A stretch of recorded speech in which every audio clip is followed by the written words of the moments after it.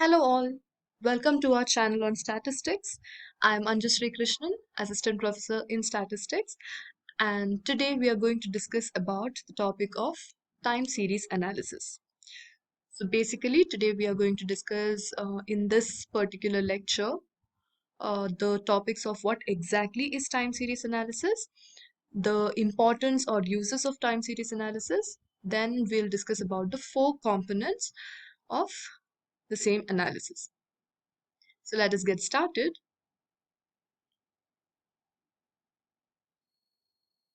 Firstly, talking about what is time series data. Basically, the a set of information or the set of statistical data which is arranged in chronological order is known as time series data. And by chronological order, I mean in accordance with the occurrence of time. For example, it can be a monthly data, it can be an hourly data, it can be a weekly data, in accordance with time. At one particular time period, the value of the variable was so and so. At another particular time period, the value of the variable has been 700. So like that, if the value changes for every period of time, that data is given to us is said to be a chronologically arranged data, a data arranged in accordance with time. So the analysis of such a data is said to be a time series analysis, or such a data is first of all called as a time series data, and analyzing such a data is said to be the process of time series analysis. Okay, there's an example on screen. There is a monthly data given here, wherein the values of five variables, which is the monthly sales of product A for plastic manufacturer for years 1 through 5. So for 5 different years, how did the monthly sales of some particular product change from one month to another month? So we can see that in the first year, the sales in the month of January was 742. The sales in the month of February was 697. Similarly, for the next 4 years is also given to us. So such a kind of data is said to be a time series data. It can be an hourly data also. The number of COVID cases, the number of corona cases, or the number of people being tested with the corona on an hourly basis, if we take it into consideration, that is also another type of time series data. Okay, the analysis of such a data is said to be the time series analysis. In order to analyze it technically, we first have to put it in terms of a mathematical equation.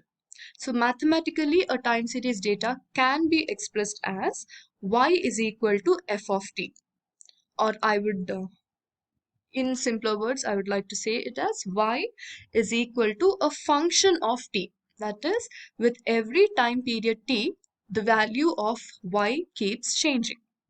That is the meaning of y is equal to f of t. There's an example given here, which is sales of a departmental store in different months of an year.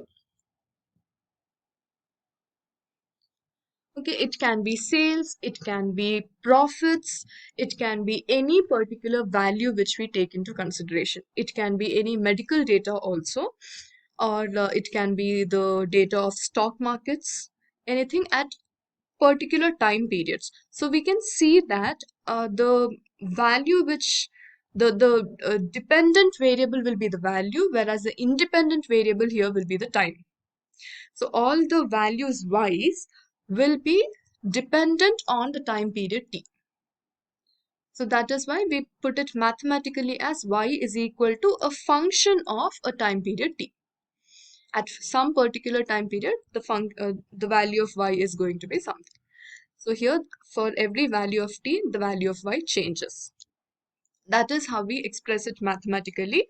We will get in detail with the mathematical expression or the mathematical function uh, once we discuss the components of time series. Okay, so a time series analysis that is the process of analyzing a time series, consists of identifying the various forces or influences whose interaction produces the variations in time series. That is, we can see that the sales in certain months will be higher than the other months. So here, using time series analysis, we will be actually finding out what is causing that increase in sales in some of the months and what is causing the decrease in sales. So what are the various forces or factors which are influencing this interaction? Okay, which are influencing this rise and fall in the sales or any particular value of variable which we are considering for study.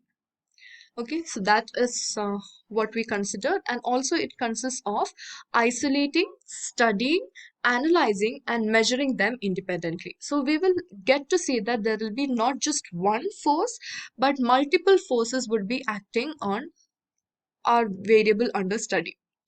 It might not be simply um, it might be more than one force, like for example the yield of crop in at different time periods.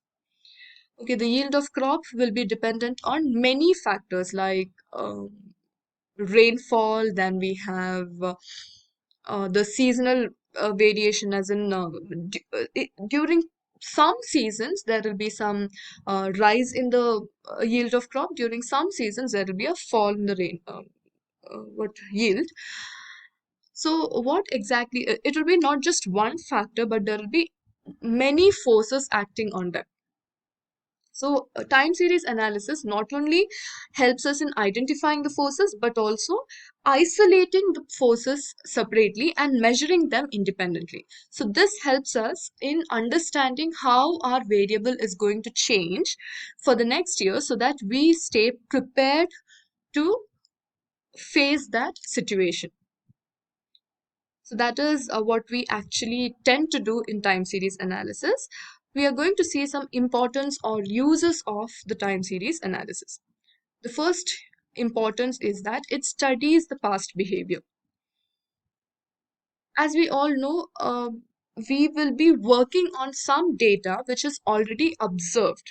So for example, if I'm considering the last year data, maybe the sales of some textile showroom for the last year would be taken, and then I will try to find out or I'll try to uh, incorporate time series analysis. So it helps me in understanding the behavior of my sales during different time periods. So it helps me in studying the past behavior. Then it also helps me in segregation and studying of various components. So the various components of time series, we will be discussing it soon. It helps in the segregation and study of various components. Segregation in the sense how to uh, the there are four different components that are acting, the basic components. So we can study the influence of each and every component on my data or on my variable.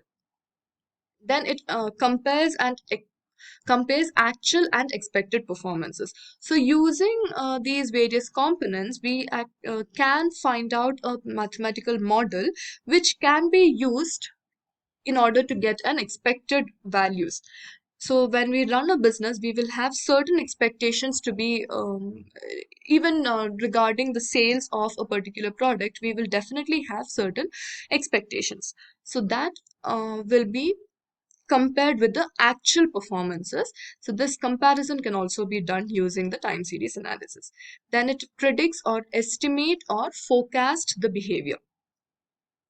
So we can forecast the behavior of our sales. The example that I've taken was textile, the sales of a textile showroom.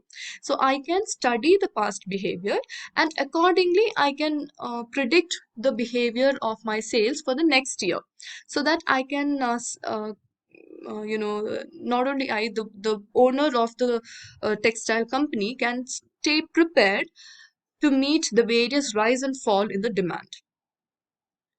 there will be certain wedding seasons where the sales go higher, and there will be certain other seasons where the sales will not be up to the mark. So according to the behavior, we can stay prepared for the sales. So that happens, we can predict the behavior of the value of variable. And last but not least, it compares the changes at different points of time. So at one point of time, what is causing the change in the variable, and the same thing with another point of time. So what is, we can actually compare and then study the behavior. So these are all the various importance of using the time series analysis. Next, we are going to learn about the various components of time series. The first one being trend, which is also called as a secular trend. The second one is a periodic trend, which is broadly divided into two categories: the seasonal variations and cyclical variations. And the last one is irregular or random variations. These are the four components of a time series data. Once again, let us all go through it. The four components are trend or the secular trend, then comes seasonal variations, cyclic variations, and irregular or random variations. So we will be discussing these components in detail individually, because these are the four main components that act on any time series data. So the importance of this is, these components, we have to be, see, all these components would be actually acting on the data. So we have to isolate these components separately and then study them in detail so as to get a better prediction values in future, so that we can stay prepared for whatever is coming in future for us. So those are the importance of studying this components of time series.